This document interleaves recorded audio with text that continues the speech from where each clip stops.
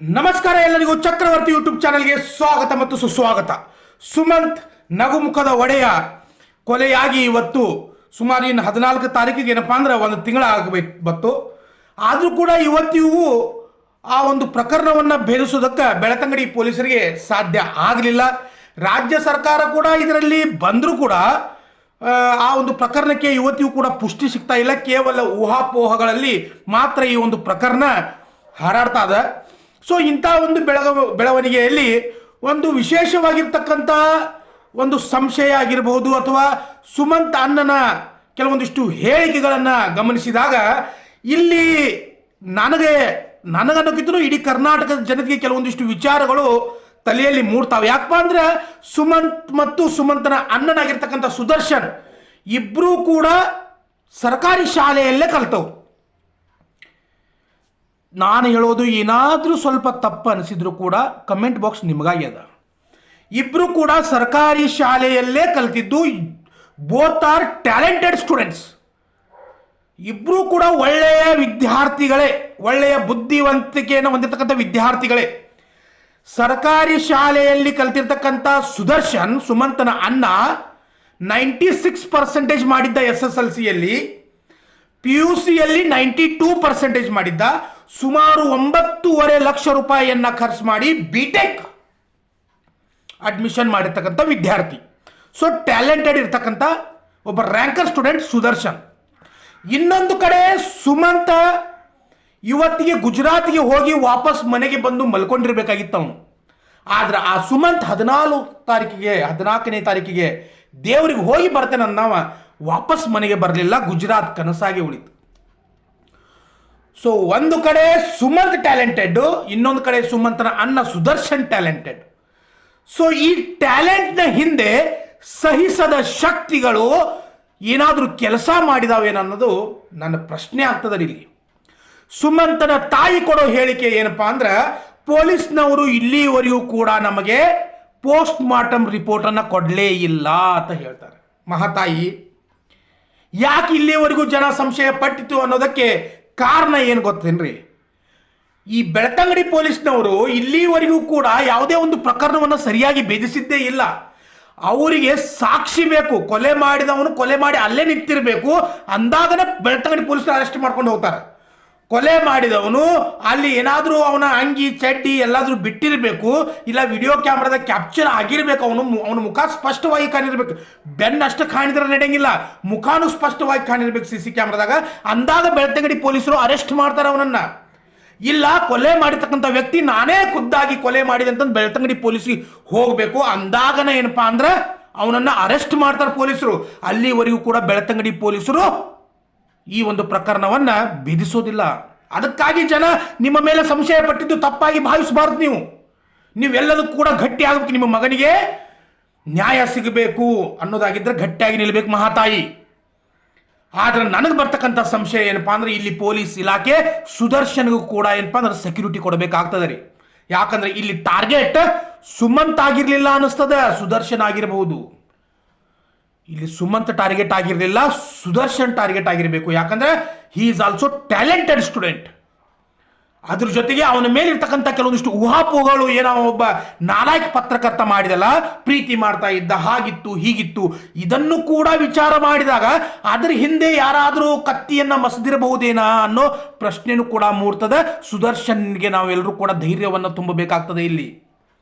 ಯಾಕಂದ್ರೆ ಆ ಬಾಲಕ ಅವನು ಕೂಡ ಸ್ಟೂಡೆಂಟ್ ಹೌದು.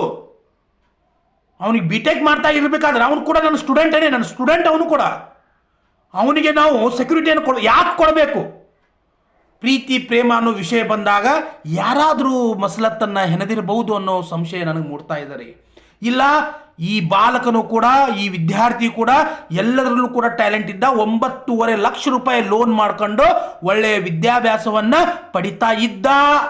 ಈ ಒಂದು ವಿಷಯವನ್ನ ಸಹಿಸದೇ ಇರತಕ್ಕಂಥ ಕೆಲವು ಶಕ್ತಿಗಳು ಸುದರ್ಶನನ್ನ ಕೊಲೆ ಮಾಡೋದಕ್ಕೆ ಏನಾದರೂ ಪ್ರಯತ್ನ ಪಟ್ಟಾಗ ಅಲ್ಲಿ ಸುಮಂತ್ ಅಂತಕ್ಕಂಥ ಒಬ್ಬ ಮುಗ್ಧ ಬಾಲಕ ಸಿಕ್ಕು ಅವನು ಕೊಲೆಯಾಗಿ ಹೋದ್ನೇನ ಅನ್ನೋ ಸಂಶಯ ಮೂಡ್ತದೆ. ಇಲ್ಲ, ಸುಮಂತನ ಗುಜರಾತ್ಗೆ ಹೋಗ್ತಕ್ಕಂಥ ಒಬ್ಬ ಸರ್ಕಾರಿ ಶಾಲೆಯಲ್ಲಿ ಕಲ್ತಿರ್ತಕ್ಕಂಥ ವಿದ್ಯಾರ್ಥಿ ಇಷ್ಟೊಂದು ಎತ್ತರಕ್ಕೆ ಹೋಗ್ತಾ ಇದ್ದಾನೆ ಅನ್ನೋದನ್ನ ಸಹಿಸದೇ ಇರತಕ್ಕಂಥ ಕೆಲವು ಶಕ್ತಿಗಳು ಸುಮಂತ್ನನ್ನ ಕೊಲೆ ಮಾಡಿದು ಏನೋ ಅನ್ನೋ ಒಂದು ಪ್ರಶ್ನೆ ಇಲ್ಲಿ. ಟಾರ್ಗೆಟ್ ಸುಮಂತನೂ ಅಲ್ಲ, ಸುದರ್ಶನ್ನೂ ಅಲ್ಲ, ಇಬ್ರು ಟಾರ್ಗೆಟ್ ಆಗಿದ್ರೇನೋ ಅಂತಕ್ಕಂಥ ಪ್ರಶ್ನೆ ನನ್ನಲ್ಲಿ ಮೂಡ್ತಾ ಇದೆ. ಹಾಗಾದ್ರೆ ಬೆಳ್ತಂಗಡಿ ಪೊಲೀಸರು ಇಲ್ಲಿ ಇವತ್ತಿಯೂ ಕೂಡ ಏನು ಮಾಡ್ತಾ ಇದ್ದಾರೆ ಅನ್ನೋದು.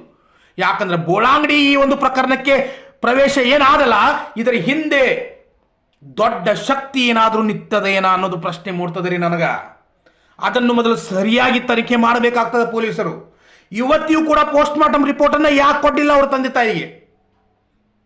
ಕೊಡಬೇಕಾಗಿತ್ತಲ್ಲ ಇವತ್ತಿಯೂ ಕೂಡ ನೀವು ಕೊಡಲಿಲ್ಲ. ವಾಯ್? ರೀಸನ್ ಏನು? ಆ ಸುಮಂತ್ ಕೊಲೆ ಆಗಿದಾನೋ ಬಿಟ್ಟಿದಾನೋ ಆ ಸೆಕೆಂಡರಿ. ಪೋಸ್ಟ್ ಮಾರ್ಟಮ್ ರಿಪೋರ್ಟ್ ಆದ್ರೂ ಅವ್ರ ಕೈ ಸೇರಬೇಕಾಗಿತ್ತು.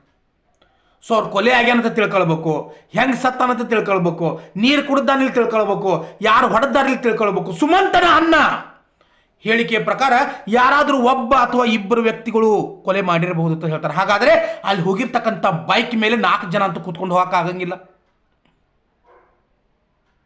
ಇಬ್ಬರು ಜನ ಯಾರಾದರೂ ಮಾಡಿರಬಹುದು ಅಂತಕ್ಕಂಥ ಸಂಶಯ ಬರಬೇಕಾದ್ರೆ ಅಲ್ಲಿರ್ತಕ್ಕಂಥ ಬೈಕ್, ಯಾವುದೋ ಒಂದು ಬೈಕ್ ಆ ರಿಕ್ಷಾಗೆ ಡಿಕ್ಕಿ ಹೊಡೆದು ಹೋಗ್ಯದ ಅಂತ ಹೇಳ್ತಾರಲ್ಲ, ಆ ಬೈಕನ್ನು CCTV ಕ್ಯಾಪ್ಚರ್ ಮಾಡಿದ್ದ ಅದ್ರಲ್ಲಿ ಗೊತ್ತಾಗೋದಿಲ್ಲೇನ? ಅಷ್ಟೊಂದು ಹಿಂದೆ ಉಳಿದದ ಏನ ಬೆಳ್ತಂಗಡಿ? ಯಾವ ಕಾಲದಲ್ಲಿ ಅದ ಬೆಳ್ತಂಗಡಿ? ಶಿಲಾಯುಗದಲ್ಲಿ ಅದನ? ಕಬ್ಬಿನ ಯುಗದಲ್ಲಿ ಅದನ? ತಾಮ್ರ ಯುಗದಲ್ಲಿ ಅದನ? ಯಾವ ಯುಗದಲ್ಲಿ ಬೆಳ್ತಂಗಡಿ ಅದ? ಅಲ್ಲಿ CC ಕ್ಯಾಮ್ರಾ ಬೇರೆ ಏನೂ ಎವಿಡೆನ್ಸ್ ಏನೂ ಇಲ್ಲ ಪೊಲೀಸರ ಹತ್ರ. ಯಾಕೆ 1 ತಿಂಗಳು ಆಗ್ತಾ ಬಂತು ಇವತ್ತಿಯೂ ಕೂಡ ಸುಮಂತನ ಕೊಲೆಯನ್ನು ಭೇದಿಸೋದಕ್ಕೆ ಪೊಲೀಸರಿಗೆ ಸಾಧ್ಯ ಆಗ್ತಾ ಇಲ್ಲ? ಅದಕ್ಕಾಗಿ ಅಮ್ಮ ನಾವು ಹೋರಾಟ ಮಾಡ್ತಾ ಇದ್ವಿ. ಅದಕ್ಕಾಗಿ ಈ ಹೋರಾಟ, ಅದಕ್ಕಾಗಿ ಅಷ್ಟೊಂದು ಕೆಚ್ಚದೆ ಮಾತುಗಳು ಬರ್ತಾ ಇದ್ವು. ಇವರು ನಿಮಗೆ ನ್ಯಾಯವನ್ನು ಕೊಡಿಸ್ತಕ್ಕಂಥ ಕೆಲಸವನ್ನು ಮಾಡೋದಿಲ್ಲ. ಸುಮಂತನ ತಂದೆಯವರು ಹೇಳಿದ್ರು 1 ವಾರದ ಒಳಗೆ ನಮಗೆ ನ್ಯಾಯವನ್ನು ಕೊಡಿಸ್ತಾರೆ. ನಮಗೆ ನಂಬಿಕೆ ಎಲ್ಲದ ರೀ? ನಂಬಿಕೆ ಎಲ್ಲದ? ಹುಬ್ಬಳ್ಳಿ ಬೆಳಗಾವಿ ಪೊಲೀಸರ ಮೇಲೆ ನಂಬಿಕೆ ಇಡ್ರಿ.